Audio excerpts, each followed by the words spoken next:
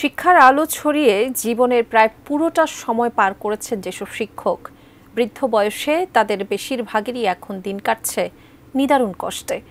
বেসরকারি শিক্ষা প্রতিষ্ঠান ও কল্যাণ বোর্ডে অবসর ভাতা পেতে দিনের পর দিন ধর্ণা দিতে হচ্ছে। জীবদ্দশায় অনেকের কপালে জোটে না অবসর ভাতা। ঠাকুরগাঁও প্রতিনিধি MS আমাদের রিপোর্ট। অসুস্থতার কারণে চাকরিরত অবস্থায় মারা যান ঠাকুরগাঁও সদর উপজেলার দীপশিখা নিম্ন মাধ্যমিক বিদ্যালয়ের সহকারী শিক্ষক নজরুল ইসলাম। মৃত্যুর পরে জানা যায় 10 লাখ টাকা ব্যাংক থেকে ঋণ নিয়েছিলেন তিনি। এখন ঋণের চাপে 2 সন্তানকে নিয়ে দিশেহারা তার স্ত্রী। কয়েকবার ঢাকায় সংশ্লিষ্ট বোর্ডে গিয়েও পাননি সুফল। আমার স্বামী যে চাকরি করে এই পেনশনের টাকার জন্য আমি বারবার ঢাকা যাই, শিক্ষা মন্ত্রণালয়ে গেলাম, ওখানে অনেক কান্নাকাটি করলাম, বললাম স্যারদের। স্যাররা বললো যে ঠিক আছে, আপনি বাসায় চলে যান, আপনার অ্যাকাউন্টে টাকা ঢুকে যাবে। কিন্তু 2 বছর তো হয়ে যাচ্ছে, তো টাকার কোনো খবরাখবর নাই। কোনো শিক্ষক চাকরিরত অবস্থায় মারা গিয়েছেন, আবার কেউ স্বাভাবিক নিয়মে অবসরে গিয়েও পাচ্ছেন না অবসর ভাতা।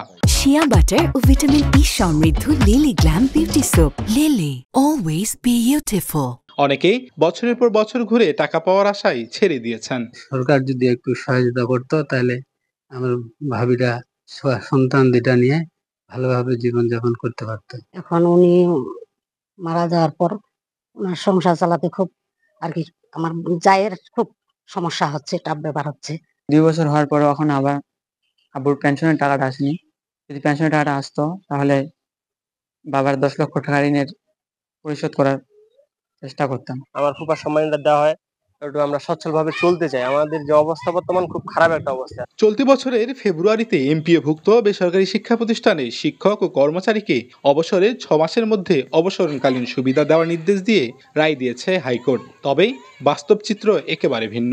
এটা তো পায় না অবসরকালীন এবং কল্যাণ ট্রাস্টের টাকা মরে গেলেও পায় না। কিন্তু এই জায়গায় যে একেবারে সঠিকভাবে যেটা সমাধান দরকার, একেবারে যে চিরস্থায়ী একটা সমাধান দরকার, এই ব্যাপারে আসলে কেউ কাজ করে। এই কাজগুলো যেন তড়িৎ গতিতে আরো হয়। আমরা আমাদের যখন ঊর্ধ্বতন কর্তৃপক্ষের সাথে এই বিষয়ে সভা হয় তখন আমরা এটা তাদেরকে অবহিত করব।